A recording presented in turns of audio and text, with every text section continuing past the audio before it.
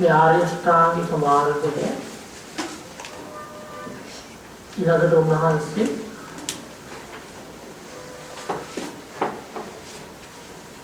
එයම බෙදා පෙන්නනවා තුනකට. ඒකට කියන්නේ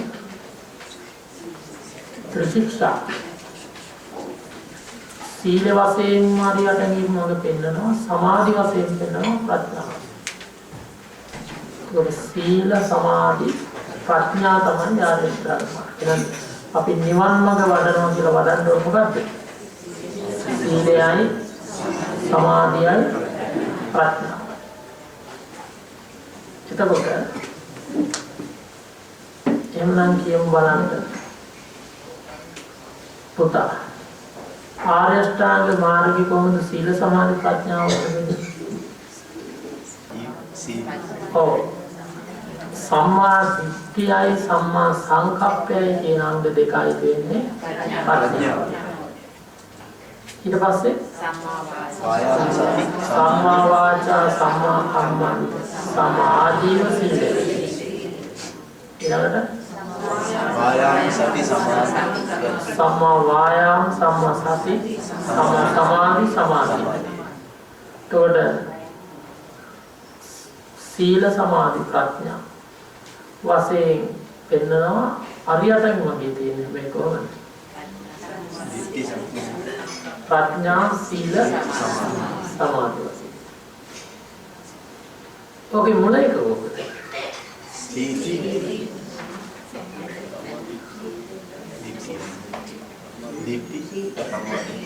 එතන සමාධි කියන ප්‍රඥාව.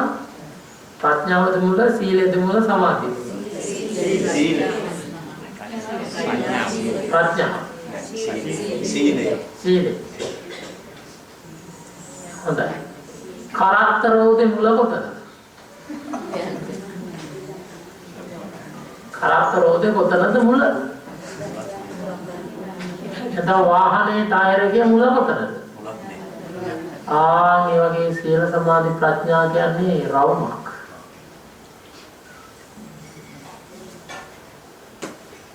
සීල සමාධි ප්‍රඥා කියන්න පුළුවන්, සමාධි ප්‍රඥා සීල කියන්න පුළුවන්, ප්‍රඥා සීල සමාධි කියන්න පුළුවන්. මේක චක්‍රයක්. තේරුණාද? සමා ප්‍රඥාව නැති කෙනෙක් සීලය ඇති කරගන්න බෑ. සීලය නැති කෙනෙක් පොඩ සමාධිය වඩන්න බෑ. සමාධිය නැත්නම් ආය ප්‍රඥාව ඇති වෙන්නේ මෙන්න මෙහෙම චක්‍රයක් යන්නේ. එතකොට සීලේ පිහිටාගත් යෝගාවචරය විසින් සමාධි භාවනාව ප්‍රගුණ කළ යුතුයි. හැබැයි සීල පිහිට ගන්න ප්‍රඥාව අවශ්‍යයි. සීල පිහිට ගන්න සමාධිය අවශ්‍ය නැද්ද? අවශ්‍යයි. එහෙනම් සීලයට ආධාරකයි මොකද්ද? ප්‍රඥාවයි සමාධියයි. සමාධියට ආධාරකයි සීලයයි ප්‍රඥාවයි. ප්‍රඥාවට ආධාරකයි සීලය සමාධිය. එහෙනම් පින්වත්නි මේ තුනම අපි ප්‍රගුණ කරන්න ඕනේ. පැහැදිලිද? ඔව්. તો ආර්යයන්ගේ මඟ පිළිබඳව සම්මාදිට්ඨිය ආදී මාර්ගාංග ගැන අපි වැඩසටහන ආරම්භ වෙනකොටම සාකච්ඡා කරලා තිබෙන්නේ පළවෙනි දවසේම. ඉතින් එතකොට දැන් සීලේ පිහිටාගත්ත අපි සමාධි භාවනාව තමයි මේ ප්‍රගුණ කරන්නේ. ඒකට සමාධිය කියන්නේ වීරියටයි සතියටයි සමාධියට. ඒතර වීරිය නැත්තම් දැන් ඔය භාවනා කරගෙන ටිකක් ඉන්නකොට කැක්කුම අල්ලනකොට එහෙට මෙහෙට දඟලන්නේ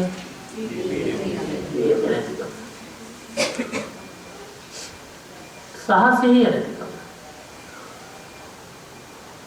දැන් ඔය භාවනා කරනකොට නිින්ද යන්නේ සිහිය නැතිකම. ඒකට මේ වීරියයි සිහියයි දෙක පරිපූර්ණ වෙනකොට ඔහුගේ හිතේ මානසික සංවර භාවය සමාධිය ගොඩනගෙනවා. එතකොට දැන් සමාධිය කියන්නේ සම්මා සමාධිය. මිච්ඡා සමාධිය කියන එකකුත් තියෙනවා. මේ ශාසනයෙන් බැහැර අන්‍ය ශාසනවල තියෙන මොකද්ද? මිත්‍යා සමාධිය. දැන් කතෝලික කට්ටිය භාවනා කරන්නේ නැද්ද? මුස්ලිම් කට්ටිය භාවනා කරන්නේ නැද්ද? හින්දු කරනවා. ඒවා යාළඟ සමාධිය තියෙනවා මිච්ඡා සමාධිය. කොට ආර්ය ශාසනයේ තියෙන මොකද්ද? සම්මා සමාධිය නැත්නම් ආර්ය සමාධිය. එතකොට සම්මා සමාධිය කියන්නේ කුමක්ද කියලා බුදුරජාණන් වහන්සේ පැහැදිලිව සතිපට්ඨාන සූත්‍රයේදී විස්තර කරනවා. කතමංච භික්ඛවේ සම්මා සමාධිය. ඉද භික්ඛවේ භික්ඛු විවිච්ඡේව කාමේහි විවිච්ඡ අකුසලේව ධම්මේව සවිතක්කං සවිචාරං විවේකජං පීතිසුඛං පඨම ඥානං උපසම්පජ්ජ විහෙරති. විතක්ක විචාරණ උපසමා යජ්ජත්තං සම්පසාදානං ඒකෝදි භාවං අවිතක්කං අවිචාරං සමාධිජං පීතිසුඛං ဒ ුතිය ඥානං උපසම්පජ්ජ විහෙරති. පීතියාච විරාගෝ උපේක්ඛෝච විහෙරති. සතෝච සම්පජානෝ සුඛං ච කායේන පටිසංවේදේති යන්තං අරියා චික්ඛන්තු උපේක්ඛෝ සතිමා සුඛ විහෙරති. ဒ ුතිය ඥානං උපසම්පජ්ජ විහෙරති. සුඛස්සච පහානා දුක්ඛස්සච පහානා පුබ්බේව සෝමනස්ස දෝමනස්සානං අත්තංගමාය දුක්ඛම සුඛං උපේක්ඛෝ සති පාරිසුද්ධින් චතුත්ථ ඥානං උපසම්පජ්ජ විහෙරති යං උච්ච තිබ්බික්ඛවේ සම්මා සමාධි. එහෙනම් සම්මා සමාධිය කියලා කියන්නේ මොකටද? පළවෙනි ධ්‍යානෙට, දෙවෙනි ධ්‍යානෙට, තුන්වෙනි ධ්‍යානෙට, හතරවෙනි ධ්‍යානෙට. යම් තැනක සම්මා සමාධිය නම් ඒ චතුර්ථ ධ්‍යානය දක්වා තියෙන ඒ ධ්‍යාන හතර. එතකොට අපි මේ ටික තමයි වඩන්න ඕනේ.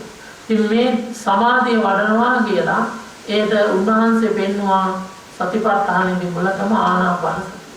එතකොට තමන්ගේ සෝසන ක්‍රියාකාරීත්වය තුළ හුස්මේ හිත පවත්වමින් අපි විනාඩි 50ක් විතර දැන් භාවනාවේ හිටියා. ටික දෙයක් විනාඩි 5ක් විතර භාවනා හිටියා ටික දෙයක්. අනික විනාඩි 10ක් විතර කකුල හෙල්ලුවා කියන්නේ එයා ඉඳලා තියෙන විනාඩි 10. එතනින් පස්සේ ආයෙ පටන් ගත්තොත් එහෙම ආයෙත් 10ක් ඉඳලා ඉල්ලුවොත් ආයෙත් විනාඩි 10යි. එතකොට ටික දෙනෙක් හොඳයි. අනික් කට්ටියට ඉතින් කොහොම යනකොට හරියයි ඉතින් නේද? අයික පාසම බෑ. එතකොට දැන් මම මේ ධ්‍යාන හතරම ගැන මේ අත්තන්ද විස්තර කරගෙන ඉන්නේ. දැන් ධ්‍යාන තුනක් ගැන විස්තර කරලා ඉවරයි. නේද? දැන් මේ අත් දන්නවා පළවෙනි ධ්‍යානය කියන්නේ කුමක්ද කියලා. දැන් පාලි පාඨයේ පාලි වචනේම විස්තර කරලා දුන්නොත්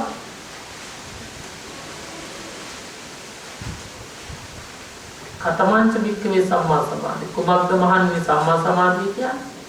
කියලා ඉද භික්ඛවේ භික්ඛු මේ ශාසනයේ යම් භික්ෂුවක් විවිච්ඡේව කාමෙහි කාමච්ඡන්දයෙන් වෙන් වෙලා කාමයෙන් වෙන් වෙලා විවිච්ඡේව අකුසලේව ව්‍යාපාද තීන විදුද්ධ කුච්ච විචිකිච්ඡා කියන අකුසලයන් වෙන් වෙලා විවේකජං විවිච්ඡේ කාම විවිච්ඡේ අකුසලේව ධම්මේව සවිතක්කං සවිචාර විතක්ක සහිත විචාර සහිත විවේකජං විවේකේ නුපා කාර්ය බහුලකමෙන් උපන් නෙවෙයි. එහෙනම් හුස්ම අරමුණේ එක්තැන් වෙලා ඉන්නවා කියන්නේ මොකක්ද ඒක? විවේකය.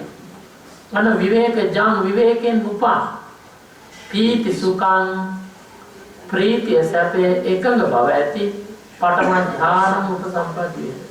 පළවෙනි ධ්‍යානෙ උපදවාගෙන වාසය කරනවා කියන්නේ අන්නේත්. දැන් ඒ විස්තර අපි කියා දුන්නා. පළවෙනි ධ්‍යානෙ දිනු කරගත්තා. ඊළඟට විතක්ක ਵਿਚාරාණ උපසමය. විතක්ක ਵਿਚාර දෙක එන් අත්මිදිලා.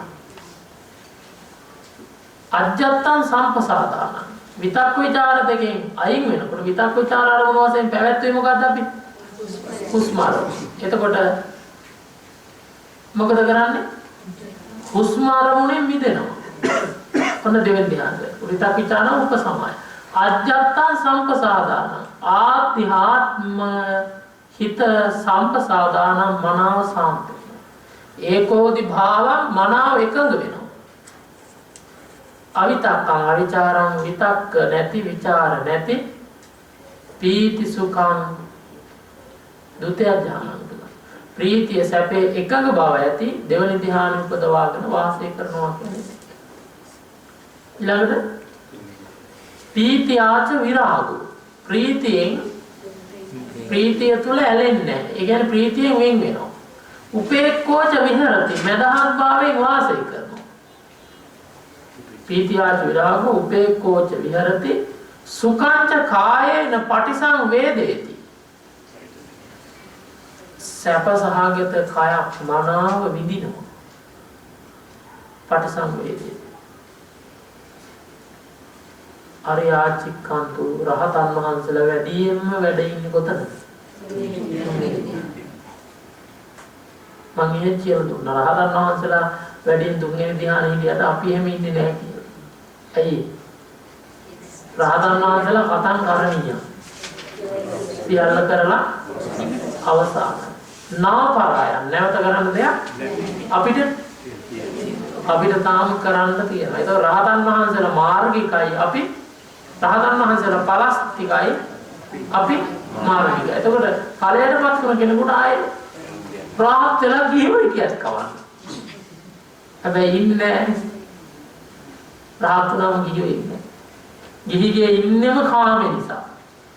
සම්පූර්ණයෙන්ම රහතුනා කියන්නේ කාමෙන් මිදෙනවා. එතකොට පැවිදි වෙනවම රහත්තුණු ජීවිතේ දින 7ක් යන ඉස්සෙල්ලා මහාන වෙනවා නැත්තම් පිරිනොම්පා. ඔය දෙකෙන් එකක්. හැබැයි දැන් නම් සමහර කට්ටිය ජීවිතේ රහත් වෙලා නෙවෙයි බුදු වෙලා තියෙනවා. ඒක මනසෙක ඉන්නවා නේ මනසෙක කියනවා යාළු මෛත්‍රී බුදුනම් කියලා. ඔගාල්ල පැත්තේ ඉන්නවා කියලා කියන්නේ. නේ? ඔව්. ඉතින් බුද්ධෝත්පාද කාලේ ගත්තා බුදු කෙනෙක් පහළ වෙනවා. එයා ගිහිගේ බුදු කෙනා කියනවා අපිට කියන්න දෙයක් නෑ අන්තිමේ.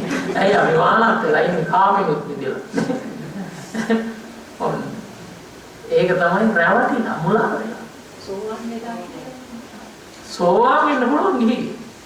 සෝවාන් වෙච්ච කට්ටිය ගිහිගේ අදත් ඉන්නවා. සකදාගාමී වෙන්නත් පුළුවන් ගිහිගේ. අනාගාමී වෙන්නත් පුළුවන් ගිහිගේ. අනාගාමී වෙලා ඉන්නත් පුළුවන් ගිහිගේ. හැබැයි ගිහි ජීවිතයක් නම් ගත කරන්නේ. දැන් සමහර භාවනාවලට ගියපුවාම දැන් කට්ටිය සෝවාන් සතරන් අනාගාමී නම් සම්පූර්ණයෙන් කාමේ නැති වෙනවා. ආය කාම හිතක්වත්. එක දරක භාවනාවට ගියාට පස්සේ එයා භාවනා කරලා දැන් අනාගාමී වුණා කියලා කියනවා. දැන් එයා අනාගාමී වෙලා ගෙලින්නේ. දැන් අනාගාමී වෙච්ච කෙනෙක් සම්පූර්ණයෙන්ම කාමයෙන් වෙන් වෙනවනේ. දැන් මෙයා තාම ගිහි ජීවිතේ ස්වාමි භාර්යාව වශයෙන් අඹසැමිය වශයෙන් ජීවත් වෙනවා. ඉතින් එතකොට වෙලා නැහැ. හැබැයි මෙයාට පස්සේ පොතක් කියවන්න ලැබිලා තියෙනවා. අන්න එතකොට යාට දකින්න ලැබුණා සම්පූර්ණයෙන්ම කාමයේ ආ පටිගේ ආසාව තරහ දෙක සම්පූර්ණ නැති වෙන අනාගාමී. අන්න ඊට පස්සේ යා තේරුම් ගත්ත තාම එහෙම වෙලා නැහැ. කිසිම වෙනසක් වෙලා නැහැ නේ අර විදිහමනේ. ඒ විදිහම නම් ඉතින් ආර්ය භාවයට පත් වෙලා නැහැ. අන බුදුරජාණන් වහන්සේගේ කාලේ අනාථපිණ්ඩික මහසිටුවරයාගේ යාළුවෙක් තමයි විසාක සිටුවරයා. මේ විසාක සිටුවරයා එක වෙලාවක අනාථපිණ්ඩික සිටුතුමා බහැ දකින්න ගියා. ගියපු වෙලාවේ අනාථපිණ්ඩික සිටුතුමා ජීවිතේ වෙනස් කරගෙන බුදුන් සරණ ගිහිල්ලා ධර්මයේ මහා සංඝරත්නයේ සරණ ගිහිල්ලා ජේතවනාරාමේ හදලා වික්ෂුන් වඩා හිඳවලා නිති නිවසේ 500කට දන් දෙනවා. උදේ කැඳ දාන, හිල් දාන, දහවල් දාන, හැන්දෑවේ අටපාන චතුමදුරු වේසන්ති ගිලම්පස, බෙහෙත් පිළිකර ඖෂධ සියලුම දේවල් මහා සංඝරත්නයේ යමක් අවශ්‍යද සියල්ල දන් දෙනවා. ඉතින් මේ සිටුවරයා ගියාට පස්සේ සිටුවරයාත් එක්කම කතා නැහැ දෙය වැඩි. ඒක කරන් කතා කරගෙන ඉන්න වෙලාවක් තියෙනවා. මේක කරන්න තියෙන්නේ මේ ආම්ද්‍රෝපන්තියක් කියලා. දානේවල ගෙදර කතා කරගෙන ඉන්නවා. ඉතින් මෙයා දැන් ඊට පස්සේ ඇයි මෙහෙම කියලා ඉතින් මෙයා මෙහෙම යනකොට මෙයාට හිතෙනවා විසාක සිටුවරට හිතෙනවා මාත් යන්න ඕනේ එහෙනම් ඒ භාගතුන් වහන්සේගෙන් බණ අහන්න කියලා. මෙයා කියනවා. තින්වත් මේ ධර්ම දේශනාව ශ්‍රවණය කරලා කෙලවර වෙනකොට විසාක සිටුවරයා සෝවාන් සකදාගාමි අනාගාමි ඵලයටපත් වුණා කියලා කියනවා. සම්පූර්ණම කාමයේ බහා තැබුවා. හිත නිමුණා. ඊට පස්සේ දැන් එයා යනවා නිවසට. මෙයාගේ භාර්යාව තමයි ධම්මදින්නාව. දැන් විසාක සිටුවරේ යනකොට ධම්මදින්නාව හැමදාම ඉදිරියට දුවගෙන ඇවිල්ලා අතින් අල්ල ගන්නවා. කලෙක් කරලා යනවා ගිට. එදත් එහෙම එනකොට ආව ඉස්සරහට. අත දික් කරනකොට වෙනදා වගේ අත දුන්නේ නැහැ. එහෙම්මම ගියා. බින් බලාගෙන. එතකොට හිතමයි දන්නේ මයිත් එක තරහ වෙලා ආවද කියලා හිතනවා. ඊට පස්සේ දැන් වෙනදා ගියපුවාම ඉතින් කෑම කන දන්න ගම වෙනද වෙනදා කපක් නැහැ. දැන් කෑම බෙදලා දෙන්නේ නෑ මට කෑම බෙදලා දෙන්න ඕනේ මම බෙදා ගන්නවා. දැන් මෙහා බෙදාගෙන අනුභව කරනවා. දැන් ඊට පස්සේ ධම්මදින්නාව අඬනවා. අඬලා කියනවා අනේ හිමියනි මගේ අතින් මොනවා හරි වැරද්දක් වුණාද මෙහෙම. වෙනදා වගේ අත ගත්තේ නැහැ. කෑම බෙදලා දුන්නේ නැහැ. වෙනදා මම ඔබට කෑම බෙදලා දීලා කෑම කවනවා අද ඒ මුකුත් නැහැ. මයිත් එක තරහ වෙලාද මගේ අතින් වැරද්දක් වුණා නම් සමාව වෙන්න. ඔබගේ අතේ කිසි වැරද්දක් නැහැ.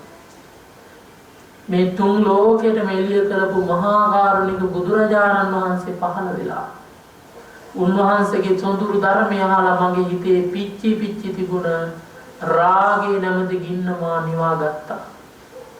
දේශ ගින්න මා නිවා ගත්තා. අනාගාමි ඵලයටපත් වුණා. දැන් මගේ හිතේ කාමයක් නැහැ. ඒක නිසා ගෘහ වාසයේ ඔබට මාත් එක්ක ඉන්න බෑ දැන්. මගේ තියෙන සියලුම ධනෙ අරගෙන ඔබ වෙන කසාදයක් කරගන්න ගිහිල්ලා. නැත්තම් මව්පිය ළඟට යන්න.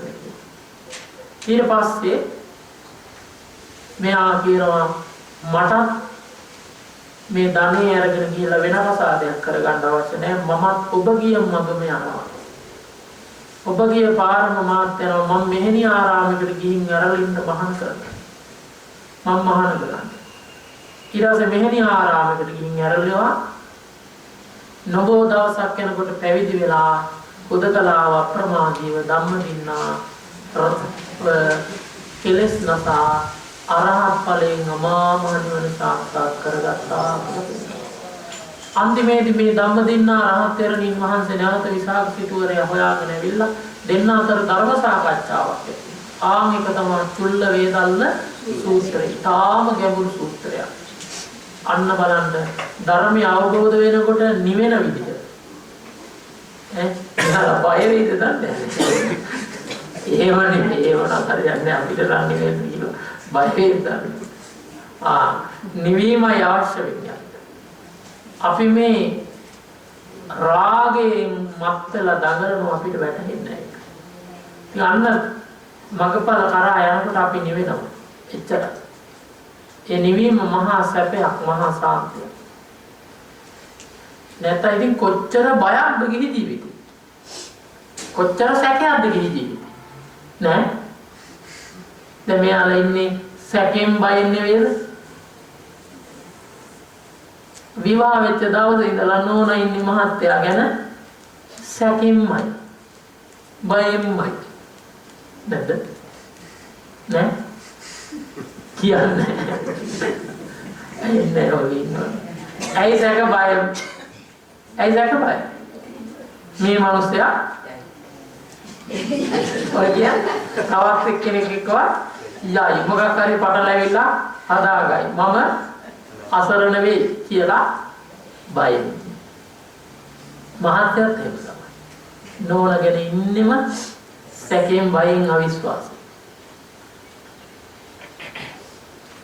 ඉතින් ඒකම මහ ගින්නක් නේ. නැද්ද? කොල්ලෝ ඔය ගින්නට නම් වැටෙන්න එපා. මහා ගින්න.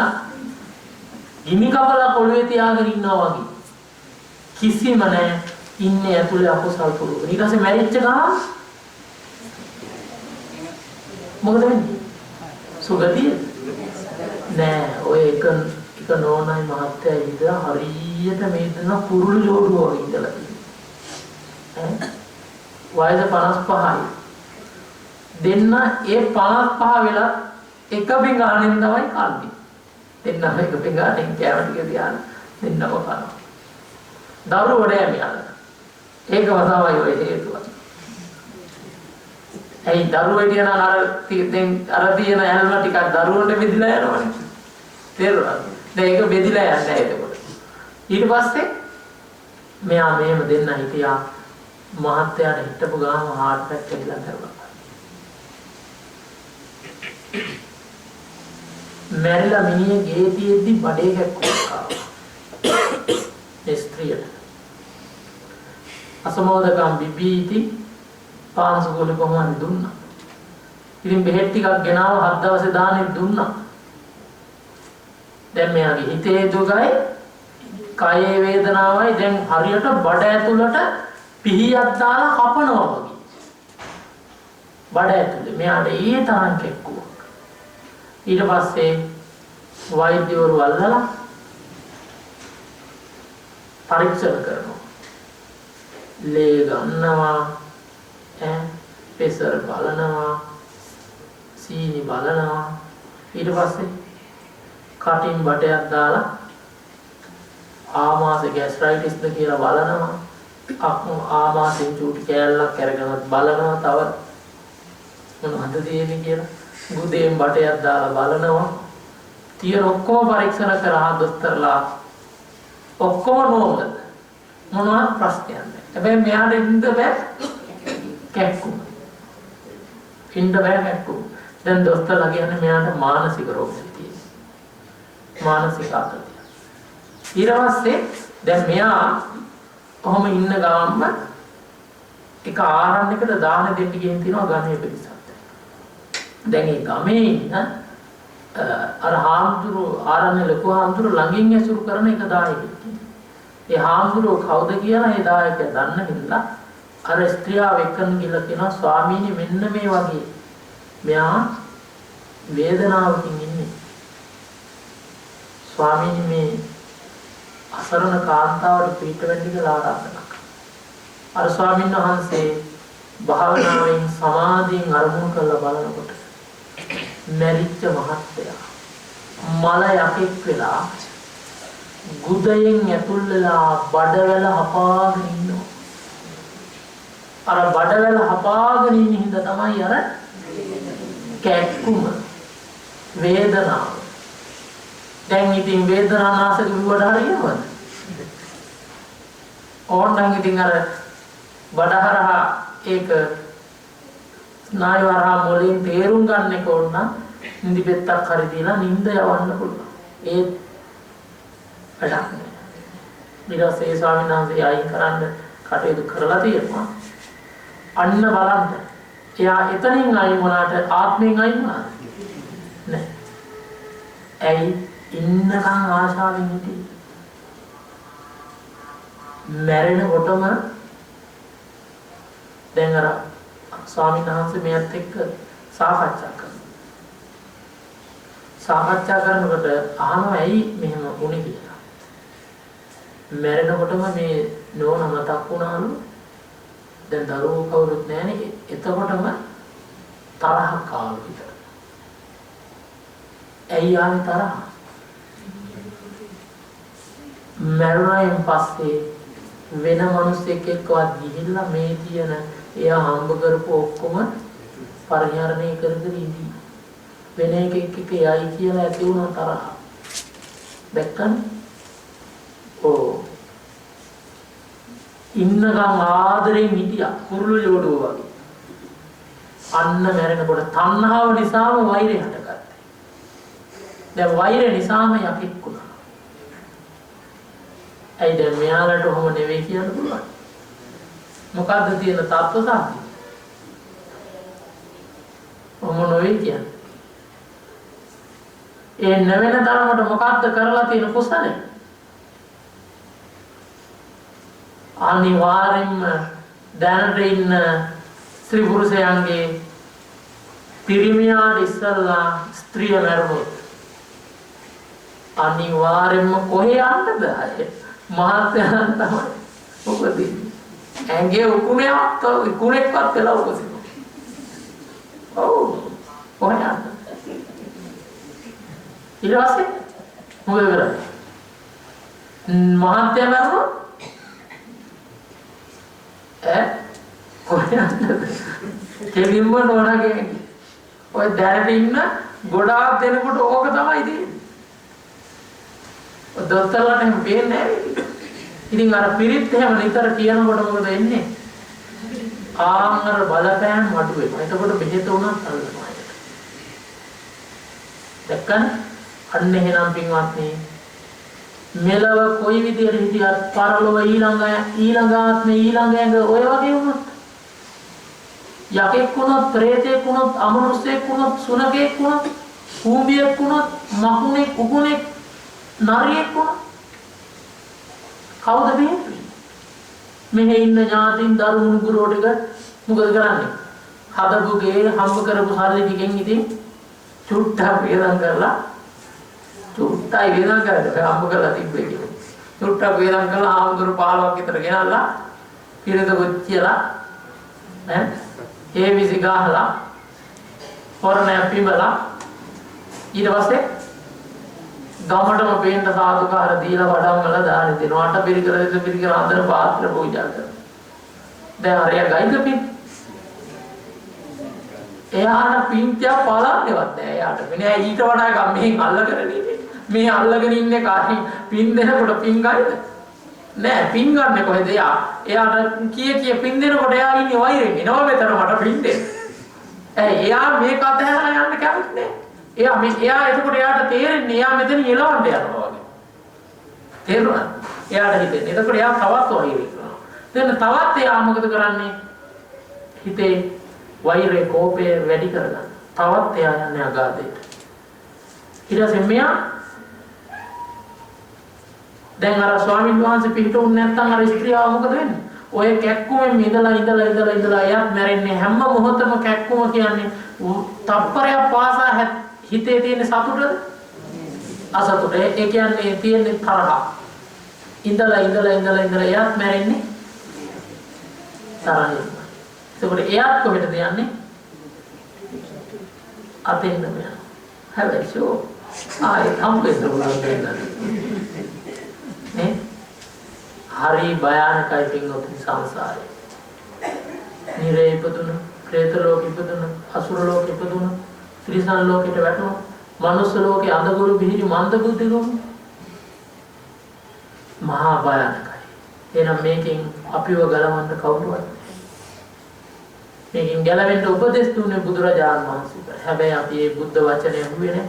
බුද්ධ දේශනාවට අහුම්කම් දුන්නේ. එහෙනම් දැන්වත් අපි මේ දේශනාවට අහුම්කම් දීලා ජීවිතේ ඒ ධර්මයට අනුව ගොඩනගා ගත්තොත් මෙලව සැනසෙල්ලයි, පරලොව සැනසෙල්ලයි, සුගති සැනසෙල්ලයි, කෙලවර අග්‍ර නිවන් සැනසෙල්ල පැවදෙනවා අපුණදේ. මේ ටික කියා දෙනකොට තේරෙන්නේ හරි මිනිස්සෙකුට විතරයි. වෙන කාටවත් මේ ධර්මයක් තේරෙන්නේ නැහැ. එහෙනම් මේ ලබාගත් අවස්ථාවෙන් පාලනය ලාගන්න වැරවලන්න. එතකොට තුන්වෙනි ධ්‍යානයෙන් ඊට පස්සේ හතරවෙනි ධ්‍යානය. හතරවෙනි ධ්‍යානය ගැන භාගතුන් වහන්සේ වදාළනවා සුඛස්සච පහාන. ඔන්න හතරවෙනි ධ්‍යානය කියන එක ගැන දැන් මුදින් අඳුර ගන්න. සුඛස්සච පහාන හිතේ තියෙන සැපය ඉවත් වෙලා යනවා. අර තුන්වෙනි ධ්‍යානියාම සැප සහගත බවක් තිබුණා. ඒක නැති වෙලා නිකන් සාමාන්‍ය තත්ත්වයට වගේ. දුක්ඛස්සච පහාන. දුක අයින් වෙනවා. සැපෙත් අයින් වෙනවා. දුකත් අයින් වෙනවා. පුබ්බේව සෝමනස්ස දෝමනස්සානං වත්තංගමං. සෝමනස්ස දෝමනස්ස කියන දෙකෙන් పూర్වෙන්ම අත්විඳිනවා. සෝමනස්ස කියන්නේ ප්‍රීතිය, සතුට. සතුට දෙවනි ධ්‍යානයෙන් තුනට එනකොටම අයින් වෙනවා. ඊළඟ දෝමනස කියන්නේ අසතුට තරහ. ඒක පළවෙනි ධ්‍යානට එනකොට ව්‍යාපාදයයි. එතකොට සැප දුක් දෙකම අයින් වෙලා. අදුක්ඛම සුඛං. සැප නැති දුක් නැති. අදුක්ඛම සුඛං උපේක්ඛෝ. එනයිද දෙන්නේ මොකක්ද? උපේක්ෂා.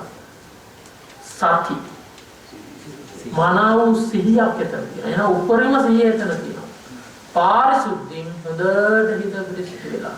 ලෝභ දෝෂ මොහ සම්පූර්ණයෙන් යට වෙලා. සති පාරිශුද්ධි චතුත්ථ ඥාන උපසම්පත්තිය. හතරවෙනි ධ්‍යානෙ උපදවාගෙන වාසය කරා කියන්නේ අන්න ඒක. ඒකෝරොන්න හතරවෙනි ධ්‍යානෙ ලක්ෂණය මොකක්ද? අංග කීයද එතකොට? පළවෙනි ධ්‍යානෙ අංග කීයද? 5යි. මොනවාද? ඊටත් විචාර පිළිසුක ඒකාග්‍රතාව. දෙවෙනි ධ්‍යානෙ ඊටත් විචාර නැති ප්‍රීති සුඛ ඒකාග්‍රතාව. තුන්වෙනි ධ්‍යානෙ සුඛ ඒකාග්‍රතාව. එතකොට ඔන්න 3න් 4ට යනකොට සුඛය නැති වෙනවා. ඉතුරු වෙන්නේ ඒකාග්‍රතාවය. එතකොට හතරවෙනි ධ්‍යානෙ ඒකාග්‍රතාවයයි. තව අලුතෙන් එකක් එතන ඇති වෙනවා. මොකක්ද? උපේක්ඛා. එතකොට චතුර්ථ ධ්‍යානෙ කියන්නේ මොකටද? උපේක්ඛා ඒකාග්‍රතාව දෙක. පළවෙනි ධ්‍යානයේ අංග 5යි කුසල ධර්ම. දෙවෙනි ධ්‍යානයේ අංග 3යි කුසල ධර්ම. තුන්වෙනි ධ්‍යානයේ අංග 2යි කුසල ධර්ම. හතරවෙනි ධ්‍යානයේ අංග 2යි කුසල ධර්ම. සුඛ ඒකාග්‍ර. උපේක්ඛා ඒකාග්‍ර. උපේක්ඛාව කියන්නේ එහෙනම් මදහත් බව හිතේ තියෙන. නැත්තම් ගණන් ගන්නේ නැති බව. දැන් හතරවෙනි ධ්‍යානයේ ඉන්නකොට කැක්කුම් එනවා. ශබ්ද බද්ද ඇහෙනවා. වේදනා අපහසුකම් දැනෙනවා. දැනි ඉන්න පුළුවන්. තුන්වෙනි ධ්‍යානෙදී එහෙම දැනීම නැහැ. ඒ සැපේ බලවත් නිසා නැහැ. ඒතකොට තුන්වෙනි ධ්‍යානෙ සුඛය තුල ඉන්න පුළුවන්. හතරට යනකොට සුඛ දුක් නැහැ. දැන් දුක් නැහැ. කැක්කුම දෙන්න බලන්න. කැක්කුම දුක නෙවෙයි. ඒක වේදනා චෛතසිකේ විතරයි. එතකොට ඒ තිබ්බත් ඒ කැක්කුම දැනි තමන්ට භාවනාව ඉන්න පුළුවන්. එහෙම තත්ත්වයක් ආව කියන කටිය අත උස්සන්න. ඒක තමයි උපේක්ෂාව. මෙතන බෝම්බයක් ගහුවත් ඉන්න පුළුවන්. ප්‍රශ්නයක්. බාහිර මොනවාවත් ඉන්න පුළුවන්. මොන කැක්කුමක් ආවත් ඉන්න පුළුවන්. ඒ උපේක්ඛා බලය නිසා. ඒතොරේ උපේක්ඛාව එකම බවටයි කියන හතරවෙනි ධ්‍යානය කියන්නේ. ඒතර පින්වත්නි මම මේ අසන්න කියලා දුන්නා ධ්‍යානයක් වඩනකොට මේ ධ්‍යානයේ තියෙන ධර්මතා හතරක්. පළවෙනි ධ්‍යානයේ ධර්මතා හතරක් අඳුරන්න ඕන. නම ගුණ ඵලය රූපය. එතකොට මේ හතරෙන් එකක් හෝ Tamanda දැනුනොත් එතන ධ්‍යානයේ ඒ කියන ධ්‍යානෙ තියෙනවා. දැන් අපි නම නම් හිතන එකනේ. පළවෙනි ධ්‍යානෙ නම පළවෙනි ධ්‍යානෙ. ඊළඟට ගුණය අර ධ්‍යානාංග 5යි. එතකොට තලය නාස්මස්තම රූපය ආසස්ස. එතකොට මෙන්න මේ කියන අංග එකක් හෝ දැනුණා කියන්නේ අපිට ඒ වෙලාවේ ධ්‍යානසිත පවතින. එතකොට දෙවෙනි ධ්‍යානයට යනකොට නම දෙවෙනි ධ්‍යානයයි තලය අස්මස්තමයි රූපය අටාකාරයකට අස්මස්තමේ මනසේ චලනය වෙන ස්වභාවයයි ඊළඟට ගුණ පීති සුඛ ඒකාග්‍රතාවය. තුන්වෙනි ධ්‍යානයට යනකොට නම තුන්වෙනි ධ්‍යානයේ තලය නලල් කර මේ මට්ටමේ හොඳට දැනෙනවා. තලය නලල් කර මට්ටම ඊළඟට රූපය ඒකාකාරී ධාරාවක් වශයෙන් පාවෙන ස්වභාවයයි. ගුණ සුඛ ඒකාග්‍රතාවය. ඊළඟ හතරෙන් ධ්‍යානෙ කාංගේ ටිකද හතරෙන් ධ්‍යානෙ නම තලය හිස් මුදුන මට්ටමයි. මේ මට්ටම. එහෙම දැනුණාද? දැනුණා? දැනුණ කටිය තෝසන්න. අර දැනෙනවා ටිකට තමයි හැම වෙලේම දැනෙන්නේ. නැද කටින්ට දැයවයි. එතකොට මේ හිස් මුදුන මට්ටමේ හොඳට දැනෙනවා. හරියට මේක මෙහෙම අල්ලගෙන ඉන්නවා වගේ. පටියකින් වෙලලා වගේ. ඔළුවට යමක් තියලා තිනවා වගේ යම් දැනීම් ස්වභාවයක්. අන්නේ තමයි තලය. ඊට පස්සේ ಗುಣ තමයි උපේක්ෂාවයි ඒකාග්‍රතාවය. ගුණය. රූපය මොකද රූපය? ඈ?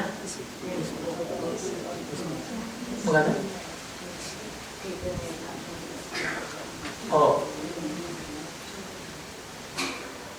චෛත්‍යක චූඩාමාණික්‍ය වගේ නෙළුම් පොහොට්ටුවක් වතුරෙන් උඩට ඇවිල්ලා පිපී තියනවා වගේ හේතුවක් ආකාරයට පඨම ධානයේ ඉඳලා නැගී ගිහින් පිරමිඩයක් වගේ නැගී ගිහින් එහි උඩම තැන වගේ ඉස්මුදුන මට්ටමේ පවතින ඒ දැනීම් ස්වභාවයේ චෛත්‍යක චූඩාමාණික්‍ය වගේ. ඉතින් මෙයාලම් භාවනා කර කර ඒ චෛත්‍යක චූඩාමාණික්‍ය කියන මතක් කරගන්න එපා. එහෙනම් මෙයාලා උපමාවකුත් ඒක තමයි හිතින් ගන්න එකක් ගන්න.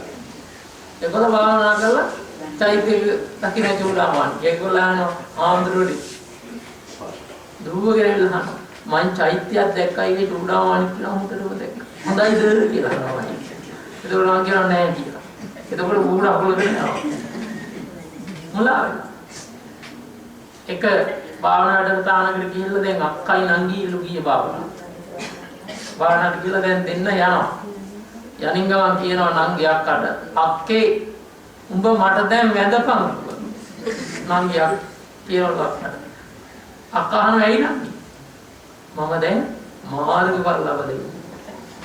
කියලා නංගි කිව්වා. ඊට පස්සේ අක්කා අහනවලු ඈ නංගි උඹ මාර්ගඵල ලැබුවා කියලා දැක්කේ මොකද්ද කියලා. ඇයි අක්කේ අර වම්මික සූත්‍රයේ තියෙන්නේ අන්තිමේටම තුඹ සුපමා කරපුගේ නාගයා නේ දන්නවද? නාගයා උපමා කරලා තියෙන රාතන් වහන්සේ. ඉතින් මමත් භාවනා කරගෙන ඉන්නකොට ලොකු නාගයෙක් පෙනී කරගෙන ඉන්නවා දැක්කා. දැන් නාගයා පෙනීම තමයි මෙයා මාර්ගඵල ලැබුවා. උන් බාහිර ගිහිල්ලා බලාගෙන කියන ඉවරයි න්යාය භාවනා කරනවා. අර උපමා කරපු දේ පියාලා ගත්තා වැරදි. ආන් එහෙම වැරදියට එහෙම ගන්න යන්න එපා. ඒ කියන්නේ ඒ විදිහට දැනීමක් විතරයි. නැත්තම් නෙළුම් මලක් පිපී තියනවා වගේ දැනෙන ස්වභාවයක් විතරයි. අනේ තමයි රූපය. ඒ හොඳින් අත්විඳි. ඒ කියලා භාවනා කරුණු නෙළුම් මල මතක් කරගන්න පිපිච්ච එහෙම නෙවෙයි. තේරුණා? දැන් මේ අපේ මේ කොඳු වැට රෑනේ කෙලවරේ සුසුම්නාව මුලේ ඉඳලා එන්නව සුසුම්නාව ඉල කෙලවරේ කොඳු වැට රෑන කෙලවරේ අග්ගම තියෙනවනේ කරපයාගේ නැට්ට වගේ ඒ ගුදේ ආශ්‍රිත මෙතන තියෙනවා සරපෙක් වගේ දරණ ගැහි ගුලි වෙච්ච අපේ ස්නායු ගුලියක්. ඒක හැම කෙනාගේම අක්‍රිය වෙලා තමයි දැන් තියෙන්නේ. ඒ ස්නායු ගුලිය. දැන් ඉතින් භාවනා කරනකොට මොකද වෙන්නේ? ආන්ගේ අක්‍රිය පවතිනා වූ ස්නායු ගුලිය සක්‍රිය වෙන්න පටන් ගන්නවා. ඒක බුදේ ආශ්‍රිතව පවත්නා වූ ඒ ස්වභාවය භාවනා කරනකොට උඩට වැටෙනවා. ඒ මුල්ම තියෙන එකට කියනවා මූලාධාර කියලා. ඒක මේ කොණ්ඩලිනී භාවනා ක්‍රමයේ තියෙන්නේ. ඊළඟට ඒක මූලාධාර ස්වාදිෂ්ඨාන ඔය විදිහට ක්‍රම 7කින් පෙන්නනවා. ඒක වැටෙනවා බඩ හරියට. ඊළඟට ඒක පපු මට්ටමට එනවා. බෙල්ල මට්ටමට එනවා. ඊළඟට ඔය වගේ බඩ පපුව බෙල්ල ඊට පස්සේ නාස් මට්ටම ඇස් මට්ටම නළල් තල මට්ටම හිස් මුදුන. අන්න එතකොට ඒ හිස් මුදුන මට්ටමට ආවම තමයි ඒගොල්ලෝ කියන්නේ ආඥාව. ඒ කියන්නේ ලබන්න ඕන උපරිම තලය.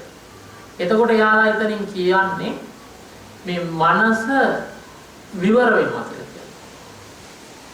අර වැහි තියෙන අපේ මනස උද්දීපනය වෙනවා නෙළුමක් පිපෙනවා වගේ මනස උද්දීපනය. එතකොට මේ ලෝක ධාතුවේ සාමාන්‍ය මනුස්ස යාට නොතේරෙන එයින් එහාට ගිය දේවල් තේරෙන්න පටන් ගන්නවා. ඒක කුණ්ඩලනීය හින්දු භාවනා ක්‍රමය තමයි වෙන්නේ. අහගෙන හිටියද බුදුහාමුදුරු නෙවෙයි. හැබැයි බුදුරජාණන් වහන්සේ ඊට වඩා සරල ක්‍රමයකින් සර්වඥතා ඥානින් දැකලා එයම වීම සඳහා තමයි ආනාපාන සතිය දෙන්නලා. අර කුණ්ඩලිනී යෝගාභ්‍යාසවල තමයි ඒක තියෙන්නේ. ඒක හරි දුෂ්කරයි. භාගතුන් වහන්සේ එයම ඇති කරනවා යෝගාවචරය තුළ මොකෙන්ද? ආනාපාන. ඇයි? එයාලාගේ දැනුමට අනුව ඒවා කරන්න ගියාම මහා වෙහෙසයි. හැබැයි බුදුවරු ලොවට පහළ වෙලා සත්‍යයට වෙහෙසකාරී වැඩපිළිවෙලක් පෙන්වන්නේ නැහැ. සුඛාපටිපදා කිප්පාවිඥා ප්‍රතිපදාව උන්වහන්සේ සරල අභ්‍යාසයක් අපිට පෙන්වන හුස්ම තුලින්. ආමිත අපිත් භාවනා කරනකොට අර කියන ස්වභාවයෙන්ම අර බුදේ ආශ්‍රිත තියෙන ස්නායු ගුලිය ඒක වැඩිගෙන එනවා පොදුවට රැඳ දිගේ උඩට. සමහරවල් භාවනා කරනකොට මෙහෙම ඇතුලෙන් හෙල්ලි ඉහළට ඇදෙනවා දැනෙනවා. මෙහෙම භාවනා කරනකොට ධ්‍යානෙට යනකොට උඩට යනවා දැනෙනවා. පළවෙනි ධ්‍යානෙන්ද දෙකට යනකොට උඩු අතට යනවා. එහෙම ඉහළට යනවා. ඒ අර ස්වභාවය තමයි. ඒකයි ඔය භාවනා කරන්න බෑ කියන්නේ බිත්ති වල හේතු වෙලා. එතකොට අර කියන ශක්තිය, කයේ තියෙන ශක්තිය උද්දීපනය වෙන්නේ හේතු වෙලා බෑ. ඔය හේතු වෙලා කරන්න ගියාට වැඩක් නැහැ. හොඳට නිදා ගන්න. ඊළඟට බඩ එහෙම නැමිලා තියෙනකොට බෑ කියන්නේ ඒකයි. කකුල් දිගාගෙන බෑ. හොඳට අංශක 90ට උඩුකය කෙනෙකුට. එතකොට තමයි මේ කයේ ශක්තිය මතුවෙනවා වගේම මනසේ තියෙන අනන්ත ශක්තියද පහළ වෙන්නේ. ඒ නිසා හැම මොහොතකම උපරිම කය ඉදුකට තබා ගන්න මේ අතු වීර්ය කරනවා. ඉතින් බුදුරජාණන් වහන්සේ යෝගාවචරය තුළ මේ හුස්ම නිමිත්ත තුළ හිත තියෙනකොට අර කියන ස්වභාවයෙන්ම වැඩිගෙන ඇවිල්ලා උන්වහන්සේ හිස් මුදුන මට්ටමේ පවත් වෙනකොට හිත වැඩිලා උපරිම මට්ටමට එනකොට අන්නේ දැනන තමයි කියන්නේ හතරවෙනි ධ්‍යානය කියලා. අන්නේ තන තමයි ඊට පස්සේ ඒ දේ එකපාරක් හතරවෙනි ධ්‍යානෙ ගියාට හරියන්නේ නැහැ. අනන්ත වාර ගානක් කරලා අපේ මනස හොඳට විවර වෙනවා. එතකොට තමයි මේ ලෝකයේ තියෙන සියල්ල විනිවිද දකින්න පටන් ගන්නේ. බුදුරජාණන් වහන්සේ තුල ඒ උපරිම පහළ වුණා සර්වඥතා ඥානය. එතනින් මෙහා කෙනෙකුට එච්චර පහළ වෙන්නේ නැහැ. එතකොට ඒ චතුර්ථ ධ්‍යානය ලබාගතෙන් පස්සේ ඕන දෙයක් කරන්න. බුදුරජාණන්සේ ලෞතර බුදුනෙත් හතරවෙනි ධ්‍යානය. උන්වහන්සේ සියලු ප්‍රාතිහාර පෑවේ. හතරවෙනි ධ්‍යානෙදී ඊට පස්සේ පිරිනිවනට වැඩම කළේ. දැන් අපි හිතමුකෝ අපේම පෙර ආත්ම බලා ගන්න ඕන කියලා. එහෙනම් අනිවාර්යෙන් චතුර්ථ ධ්‍යානෙට එන්න ඕන. අර කියන தත්ත්වය ඇවිල්ලා එක නිමේෂයෙන් අපිට කියාත්ම කරා ගිය හැකි. එක නිමේෂයෙන් ඉදිරි අනාගතය කරා ගිය හැකි. සියල්ල බලන්න පුළුවන්. අනුන්ගේ හිත දකින්න පුළුවන්. පෙර ආත්ම භාව දකින්න පුළුවන්. ඒ තවත් උපරිම තත්ත්වයට මනස වැඩෙනකොට දිව්‍ය චක්කු ඈත දේවල් පේනවා, දිව්‍ය සෝත ඈත දේවල් එනවා. දැන් ඔය ගාන්ධාර හඬ අපිට ඇහුණා වගේ දිව්‍ය ලෝකේ තියෙන දේ ඔය විදිහට ඇහෙනවා. හැබැයි ඒ ඥානේ අරමුණු කරොත් විතරයි නැත්තම් මෙහා වෙනම කසුසු ගන්න කන්නක් ඇහෙන්න වෙන්නේ ආයේ. නේ? එහෙමනේ. ඒ වෙලාව අරමුණු කරොත් බුදුරජාණන් වහන්සේ සර්වඥ මිනුදුරතුරු හාමුදුරුවෝගේ අහනවා නාගසේන හාමුදුරුවෝගේ තථාගතයන් වහන්සේ හැම වෙලෙම සර්වඥයි කියනවා. තථාගතයන් වහන්සේ හැම වෙලෙම සර්වඥයිද කියලා අහනවා මිනුදුරතුරු නාගසේන හාමුදුරුවෝ. මොකක්ද දී උත්තරේ?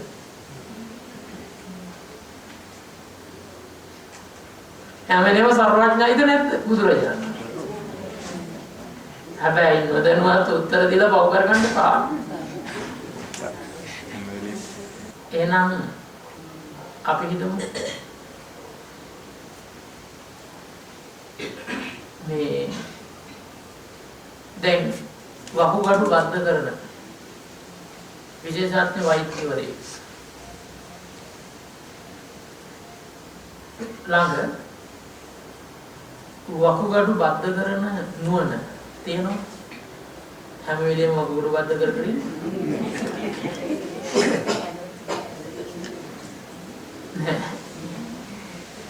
වාහනයක් ගලවන ඩ්‍රයිවර් කෙනෙක් ළඟ ඒ නුවණ හැකියාව තියෙනවා. හැම වෙලේම ඩ්‍රයිවිං කර කර ඉන්නවා. ආන්ගේ වගේ තමයි භාග්‍යතුන් වහන්සේ සර්වඥයි. ඒ නුවණ තියෙනවා හැබැයි අවශ්‍ය වෙලාවට. අනික් වෙලාවට අපි වගේ සාමාන්‍ය මිනිස්සෙක් විතරයි. තේරුණා? ඒතර නාගසේන හාමුදුරුවෝ වදාරනවා මහරජ සර්වඥතා ඥානය හැම වෙලේම තථාගතයන් වහන්සේ ළඟ නැහැ. සාමාන්‍ය අපි වගේ මිනිස්සු දානේ වළඳනවා, සැතපෙනවා, පෙන්පාසු වෙනවා, ඇවිදිනවා. හැම වෙලේම මේ සියල්ල ඒව කරනවා. ඇවිදින වෙලාවේ සර්වඥයිද? හැබැයි ඇවිදින ගමන් උන්වහන්සේගේ ඥානෙ එක නිමේෂයෙන් උපදවා ගන්න. හැබැයි අවශ්‍ය තැන විතරයි.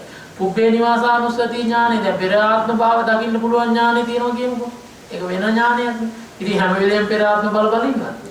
කාය වෙන වැඩක් කරන්න. නේ? ආගේ. දැන් මම ධර්මයේ දන්නවා උනාට හැම වෙලෙම බණ කියින්නේ. නේ? හැම වෙලෙම බණ කියින්නේ. දාන වලකට වෙන්නේ. නිදා ගන්න වෙන්නේ. ටොයිලට් එකට යන්න වෙන්නේ. පෑන් පහසු වෙන්න වෙන්නේ. එහෙනම් ඒ වෙලාවට ඒ ඥානෙ අවශ්‍යයි. ඩ්‍රයිවිං සීට් එකේ ඉඳ ගන්නකොට ඒ ඥානෙ තමයි. නේ? බෙහෙත් දෙන වෙලාවේ ඒ ඥානෙ. ඊළඟට මේසෙන් බාදුන්නේ නැහැ. පිටි වදින වෙලාවේ ඒ ඥානෙ. අන්න එහෙම. ඒ ඥානෙ නැත්තම් ඒ දේ කරන්න පුළුවන්. බැ. එනයි ඥාන තියෙනවා. භාගතුන් වහන්සේගේ ඕන වෙලාවේ තප්පරෙන් මේ ඥානෙ උපදවා ගන්නවා උන්වහන්සේ. අනික් වෙලාවේ අපි වගේ තමයි. අන්න එහෙනම් මතක තියාගන්න ඕනේ එහි උපරිම මට්ටමට ගිහිල්ලා උන්වහන්සේ උපරිම තැන වැඩ ඉඳින්දා නිමේෂයෙන් ඒ කියන தත්ත්වය උන්වහන්සේ ළඟ උපදවා ගන්න පුළුවන්. ඒ අනන්ත කාලයක් උන්වහන්සේ මේ ලෞතර බුද්ධ පදවිය පිණිස ආනාපාන සතිය වැඩි වාර ගාන තියෙනවා. මහ පොළොවේ වැලියට ගාන යම්සේද ඊට වඩා සසරගත ජීවිතේ ආනාපාන සතිය වඩලා තියෙනවා කියලා.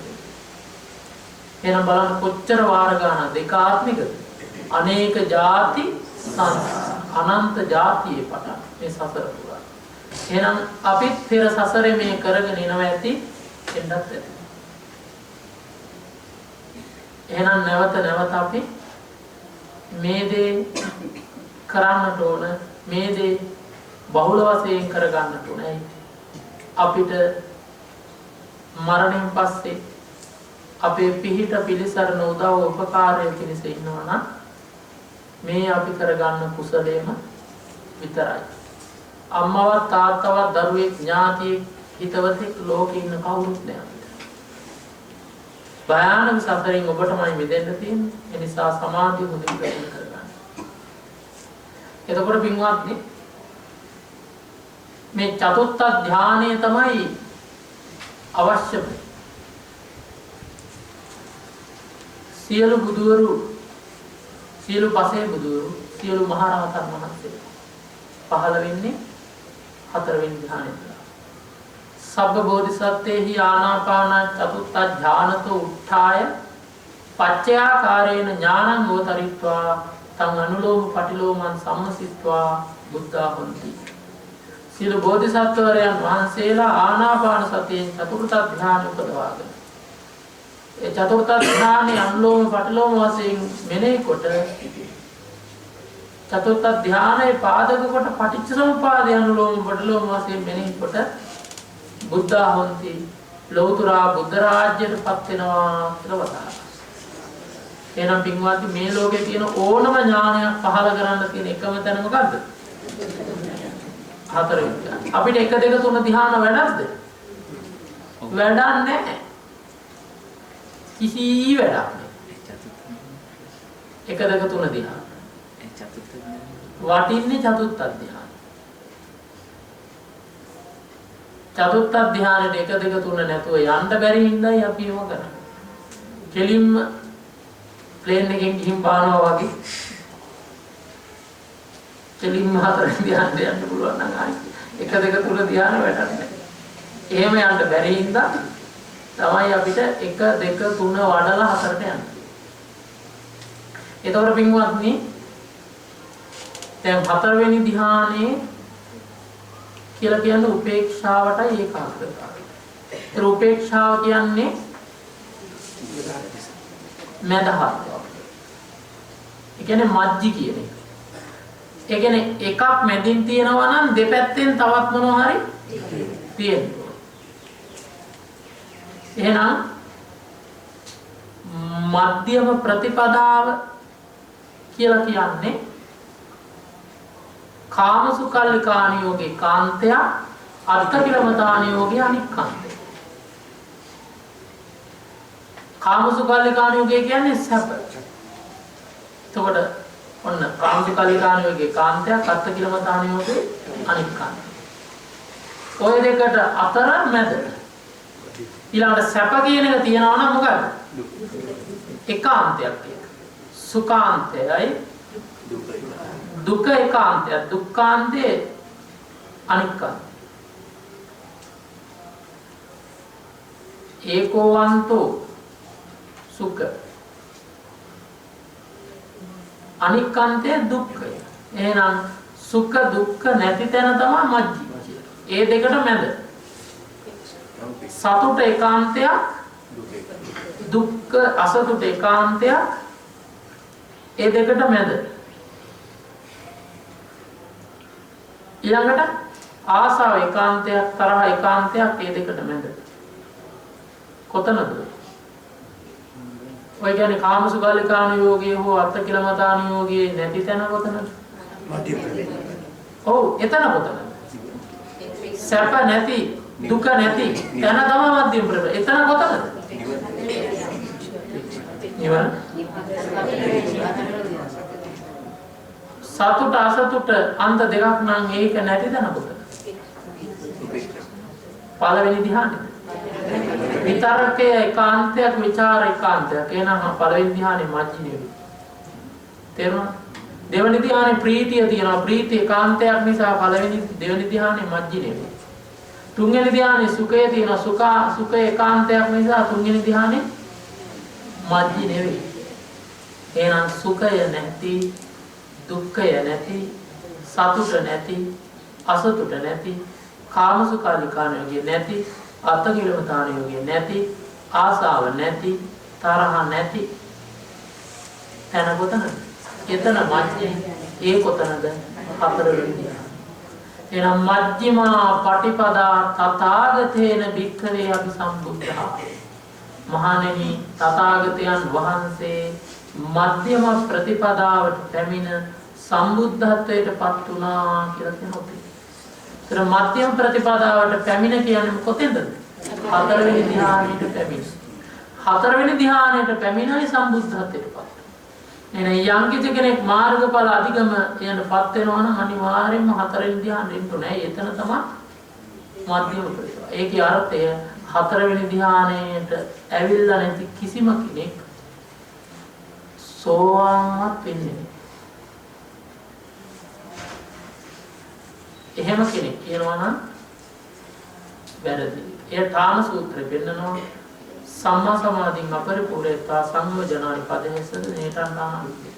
සම්මා සමාධිය සම්පූර්ණ නොකොට කියන චතුර්ථ ධ්‍යානෙ නොවඩා යමෙක් මාර්ගඵල ලැබුවොත් ඒක වැරදි.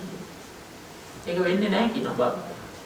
එහෙනම් සම්මා සමාධියෙන් සපරිපූර්ණතා සම්මා සමාධිය සම්පූර්ණ කොටම සංයෝජනානි පදේශ සක්කාය විද්‍යාදී කෙලෙස් ධර්ම ප්‍රහාණය කරා නම් කේතන්තානං විද්‍ය එය වෙන කාරණයක්. ඒ ඇත්තක්.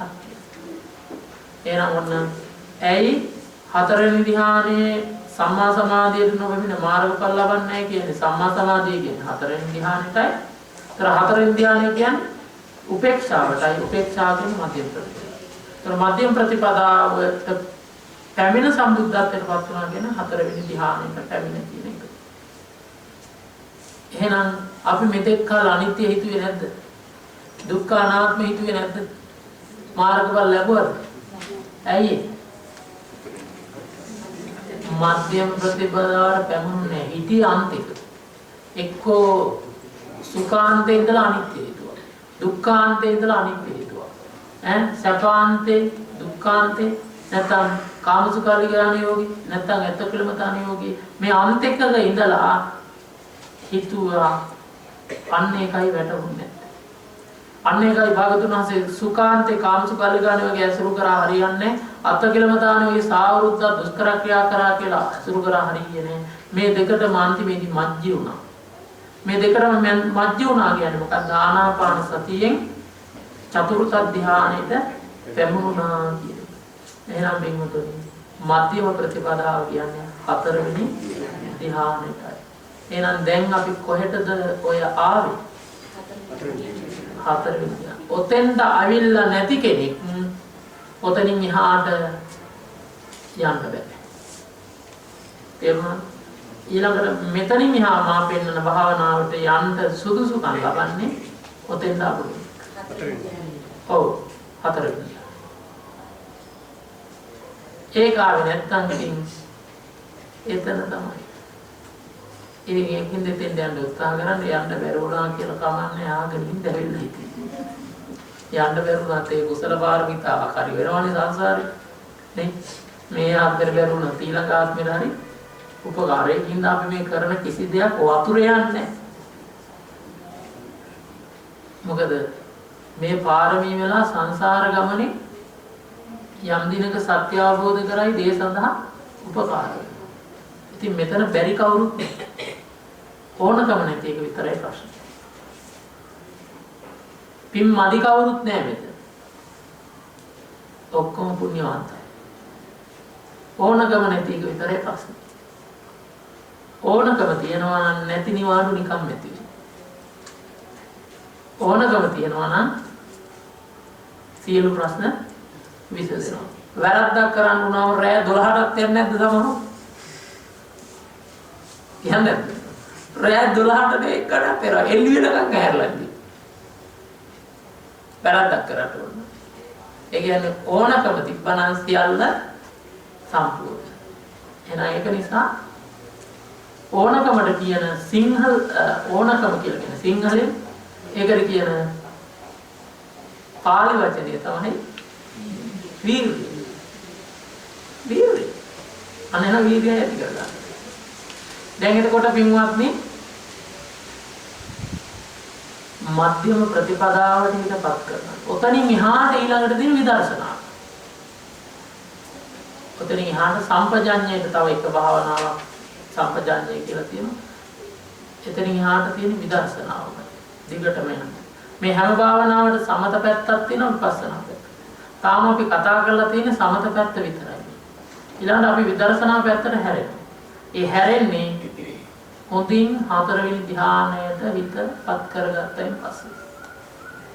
ඒක නිසා මග කියා දෙන එක අපේ වගකීමක්.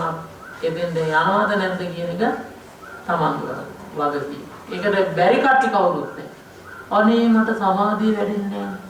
හරියට මේ නිකන් මෙයාලා හිතාගෙන ඉන්නේ මේ එනකොටම මේ කවුරු හරි ඉඳලා දෙන්න ඕන. එන අද ආපු ගමන් අදම ඕක වෙන්න ඕන. අදාවන මේ කවදාවත් භාවනා කරන්නේ අද මේ පටන් ගන්නකොටම මට සමාධිය ඇති වෙන්න ඕන. එහෙම වෙනවද? ඉතින් එහෙම වුණ නැත්නම් ආයෙත් එතනින් පස්සේ එන්නේ. හරියට මේක. මේ යකාගේ වැඩ මේ කොට ගාලා තියනවා වගේ තමයි පාඩම් කරලා වුණා දෙන්නේ.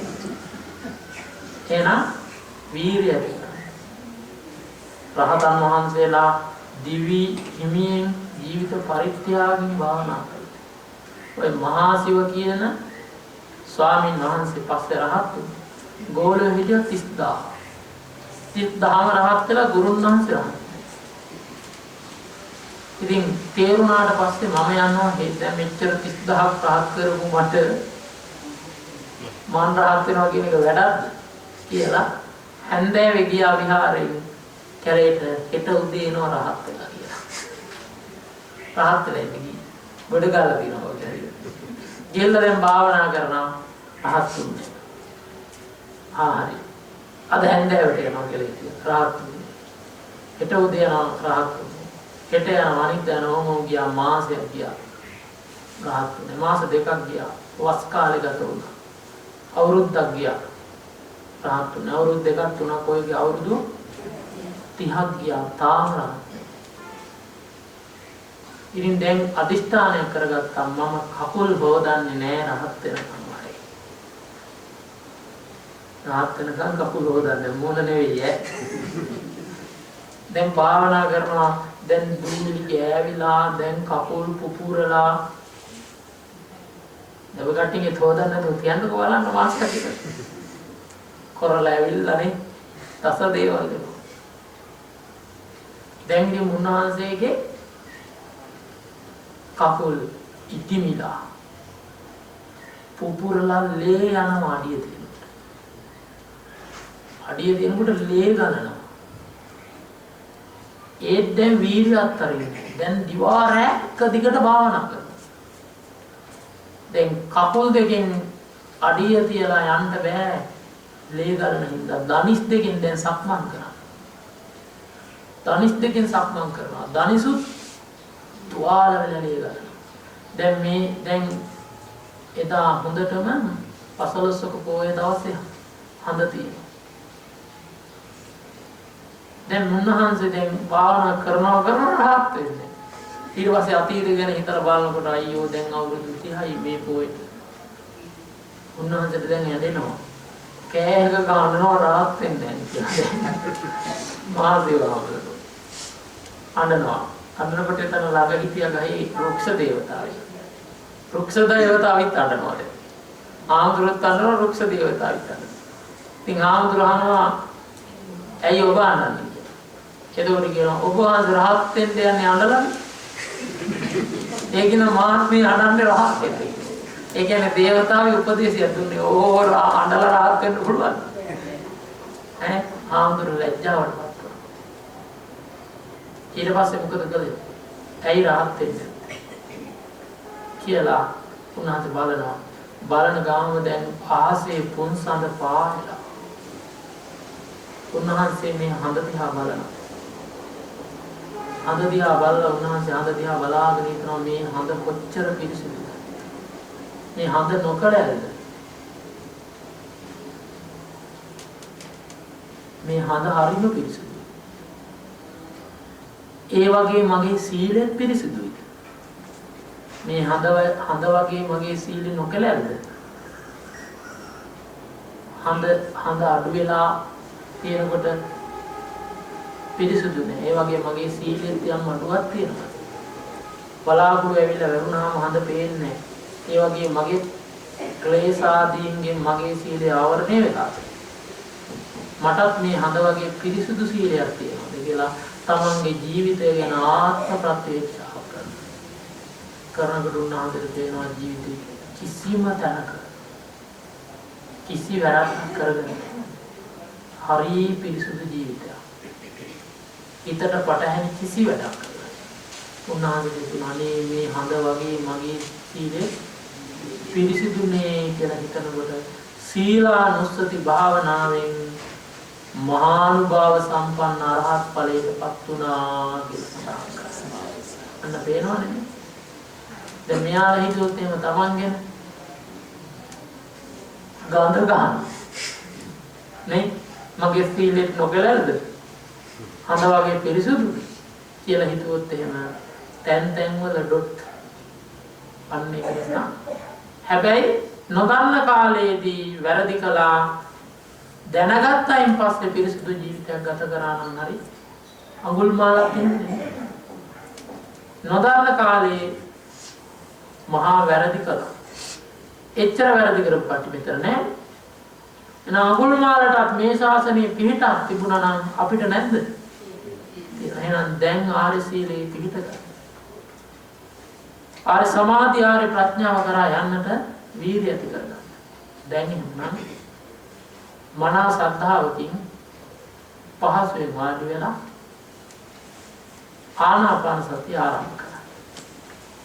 කොන්ද කෙලින් කරගෙන වාඩි වෙන්න හොඳට කය කෙලින් කරගන්න. තමන්ගේ හිත හුස්මට ගන්න. ඉහළ පහළ යන හුස්ම අඳුරන්න. ඇඟේ එන කැක්කුම් හිතන්න එපා. කකුල හොල්ලන්න හිතුණාට හොල්ලන්න එපා. ඇස් අරින්න හිතුණාට හිතට එන දේ හිතන්න එපා.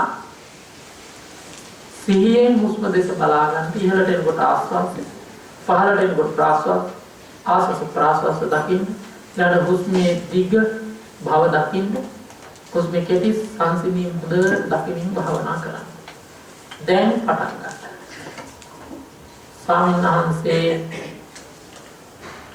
මෙතනද භාවනාවෙන් මිදෙන්න කියනකම් කරගන්න.